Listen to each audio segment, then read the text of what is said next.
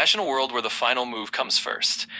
In the year 2023, the Federal Reserve unveils FedNow, a seamless 24/7 instant payment network. On the surface, it's just a convenience, a Trojan horse rolling gently inside the gates of the global financial city. But inside this horse, each piece is carefully arranged. Over the next few years, digital identity frameworks come online, not as a new system, but as an upgrade to cybersecurity and KYC laws. Tokenized assets follow, flowing along the same rails. By the time a digital dollar is proposed, it's just another step, a simple software update to a system that's already running. Why do it this way? Because building the infrastructure first means there's no debate at the end. By the time the public notices, every bank is already on board. Every piece of the puzzle, from identity to programmable currency, fits neatly into place. The end goal, a system where control is coded into the very flow of money and identity. In the final image, the Trojan horse stands fully revealed. FedNow at the base, digital ID and token layers above, and at the top, the smart rule layer that governs every transaction. It's not fantasy, just a quietly engineered reality. How do you take advantage of these incredible AI models? And the first thing a country needs to do is to unify all of their data so it can be consumed and used by the AI model.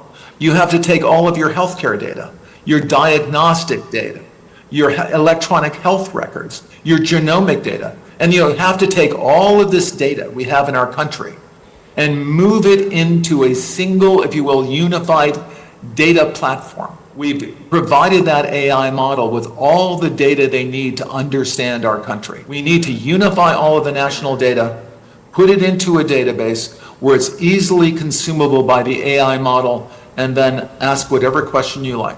So you're really, through the use of this, you're revolutionizing the way government works, right? The services it provides, the way that it operates. What about things like financial management, procurement? How can AI help a government operate more efficiently, more effectively, give a more direct and better service to the citizen? Well, we have these modern financial systems. So, countries can, and all. So for example, the AI system will help you do that.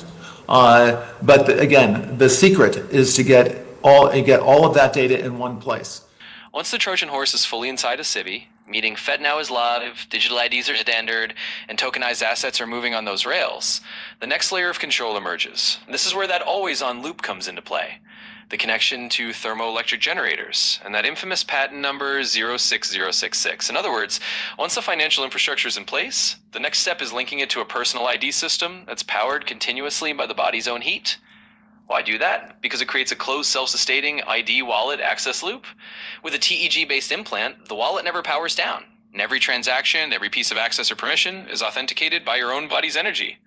It's a system that makes sure no one can opt out, because the ID, the wallet, and the payment rail are all part of you. In the end, it's not just a financial Trojan horse, it's a blueprint for a fully integrated, always-on control grid.